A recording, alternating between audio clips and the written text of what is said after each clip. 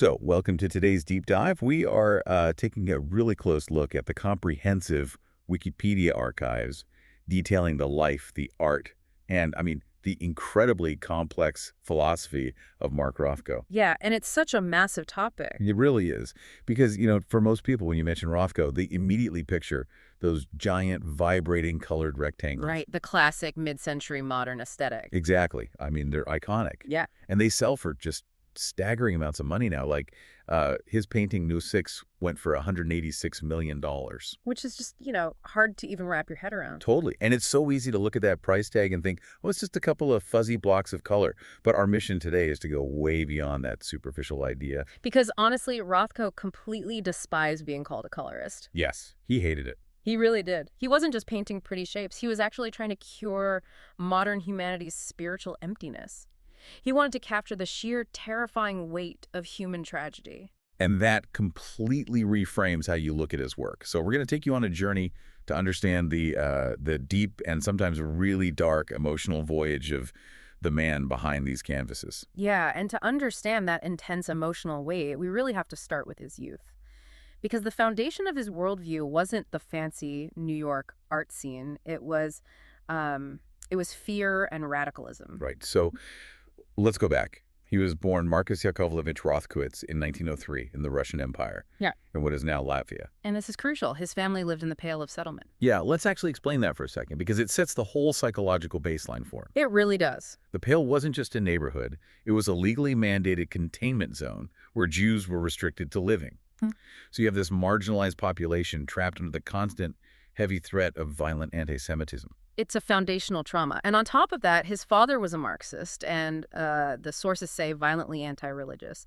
So Marcus grows up in this politically charged, secular environment where you are basically constantly looking over your shoulder. And then the family flees to the United States in 1913, heading to Portland, Oregon.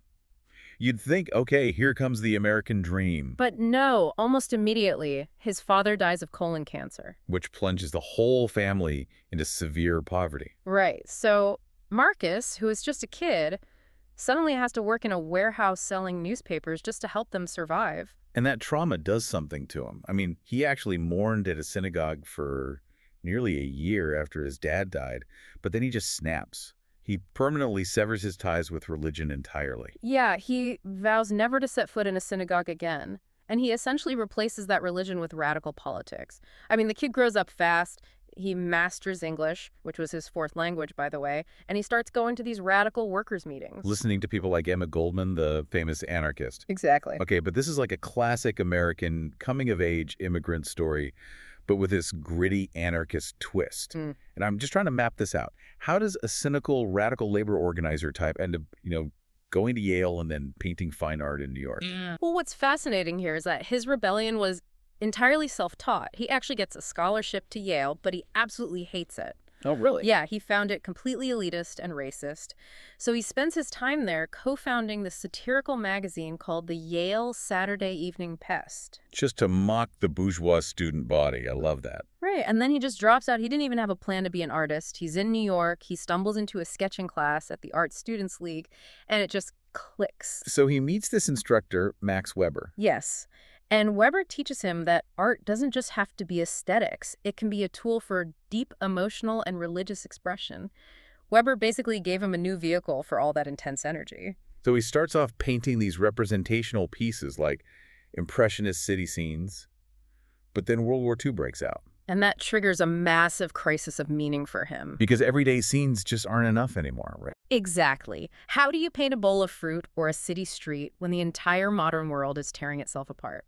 Plus, the fear is deeply personal for him. It's the late 1930s, and anti-Semitism is surging. Right. And he's so terrified that in 1938, he legally changes his name from Marcus Rothkowitz to Mark Rothko just to hide his heritage. And by 1940, he's so overwhelmed that he just stops painting entirely. Wow. Just quits cold turkey. Yeah, for a while, he stops painting and starts reading. He dives deep into mythology and psychology, specifically Freud and Jung. Right, trying to tap into that Jungian collective unconscious. And he's heavily influenced by Nietzsche's The Birth of Tragedy. Rothko believed that modern man was completely spiritually empty, and that myth could relieve that emptiness. So he starts painting these mythomorphic abstractions. Yeah. Paintings with titles invoking Greek and Judeo-Christian myths, because he argued that art couldn't enact a drama without monsters and gods. Which is such a wild concept. He and his peers weren't just playing around with surrealism. They genuinely felt society had hit a dead end, and they needed these universal symbols to bypass the intellect and hit people right in the soul. Okay, let's unpack this, because I want to push back a little. Sure. If he fundamentally believed that art literally needs monsters and gods to have any drama, how on earth do we get from painting actual monsters to his famous work, which is literally just giant blurred rectangles? It's a great question. And it's because he realizes the mythological symbols had just become a tired formula. Oh, interesting. Yeah, they were getting in the way.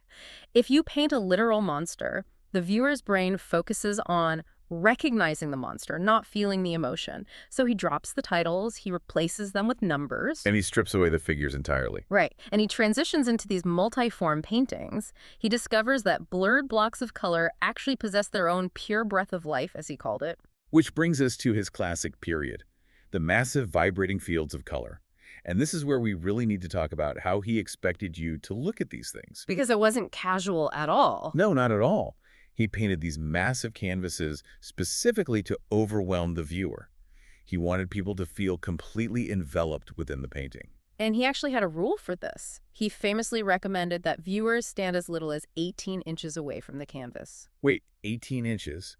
That is incredibly close. Literally a foot and a half away from a massive wall of paint. He wanted you to experience intimacy and awe. It makes sense, though. Looking at a Rothko isn't like looking at a postcard on a wall. If you follow that 18-inch rule, it's more like sitting in the front row of an IMAX theater. You aren't looking at a picture. You were literally inside an experience. Exactly. And the way he painted them facilitated that. He applied these really thin layers of binder and then highly thinned oils using fast brush strokes. So the colors are basically vibrating against one another. Yes, the thin layers let light pass through, creating this optical flicker. But again, he hated being called an abstractionist or a colorist. Because if you're just looking at the color relationships, you're missing the point. Exactly. He was only interested in basic human emotions. Tragedy, ecstasy, doom. In fact, he actually said that people who break down and cry in front of his pictures are having the exact same religious experience he had when he painted them. That is so intense. And he even had a specific recipe, right? Like a recipe for a work of art from 1958. Yeah, and it's a very psychological recipe. It includes a clear preoccupation with death, sensuality, tension, irony, wit, chance, and precisely 10% hope to make the tragic concept more endurable. 10% hope. I love that detail. But okay, here's where it gets really interesting for me. Yeah. And I have to ask. Go for it. Why did a guy who was so fiercely protective of this pure spiritual connection with the viewer ever agree to paint background decor for rich people eating steak in the first place? The ultimate art world drama. Yeah, the Seagram Murals. I mean, he's commissioned to paint pieces for the ultra-luxury Four Seasons restaurant in New York. This is the absolute peak of bourgeois dining. And if we connect this to the bigger picture, it completely exposes his psychological contradictions. He was inspired for this project by the claustrophobic feeling of Michelangelo's Laurentian Library vestibule. Which is basically a room with blind windows that makes you feel trapped. Exactly. And he famously told a journalist while on a boat to Europe that his true intention was to paint something that would ruin the appetite of every son of a bitch who ever eats in that room. He actually said that. He did. He wanted to make them feel trapped. But ultimately, he goes to the restaurant, grows completely disgusted by the pretentious atmosphere, and refuses to hand over the paintings. He just walked away. He returned the cash advance and kept the art. It's that classic drama of trust and betrayal.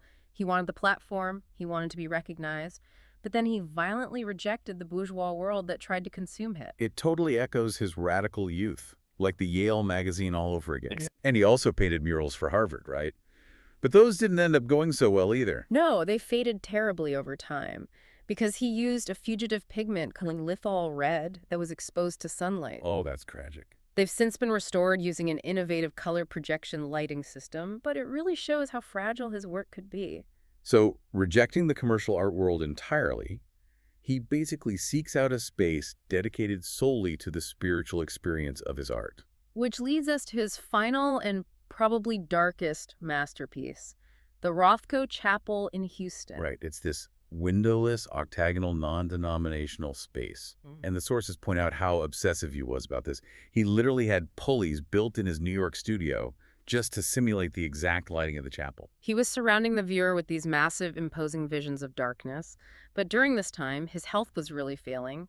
He had an aortic aneurysm, but he completely ignored his doctors. He kept drinking and smoking heavily. Yeah, and he's separated from his second wife, Mel. It was a very dark period. And tragically, he died by suicide in 1970 at age 60 sites. He cut an artery and overdosed on barbiturates. So he never even saw the completed chapel. No, he didn't. And then his death sparks this massive legal battle, the Rothko case. His financial advisor and executors basically shamelessly sold off his paintings to the Marlborough Gallery for a fraction of what they were worth. Just absolute greed, but his 19-year-old daughter, Kate, sued them. At 19. That is incredible. And she won. It was a landmark victory. She won back hundreds of his paintings. But I want to go back to the art itself for a second, because right before he died, he painted these final black-on-grays paintings. And according to the text, some doctors and critics have called them pictorial suicide notes. Yes, that's a very common narrative. Are they actually suicide notes in paint, or is that just us projecting his tragic end backward onto the canvas? I mean, we know how he died, so we assume the black paint means death. Well, the sources actually push back hard against that suicide note theory. You have to remember, Rothko always painted dramatic, heavy content, regardless of the color he was using. Right, the tragedy was always there. Exactly. There's this incredible anecdote where a woman asked Rothko for a happy painting with warm colors, and he just snapped back at her, red, yellow, orange, and aren't those the colors of an inferno? Wow. That perfectly sums it up. It wasn't about the colors being happy or sad. It was all the inferno. Absolutely. So we've gone from a terrified immigrant boy in the Russian Empire, shaped by fear and radicalism, to this rebellious artist who literally stripped away the entire literal world just to paint pure human emotion. And ultimately falling victim to the very tragedy he was trying to capture on canvas. Yeah. So what does this all mean for you, the listener, the next time you walk into a museum? It means you can't just glance at it and walk away. Exactly. I want to leave you with a final thought to ponder. If Rothko truly believed that his colors were merely instruments, and that a successful painting causes the viewer to have the exact same religious, weeping experience he had while painting it, Then the paint is just the medium. right, then perhaps the canvas itself isn't the real artwork. The real artwork is the invisible, emotional transfer happening inside you. It's a chemical reaction in your own mind when you finally step up to the painting, stand exactly 18 inches away, and allow the inferno to wash over you.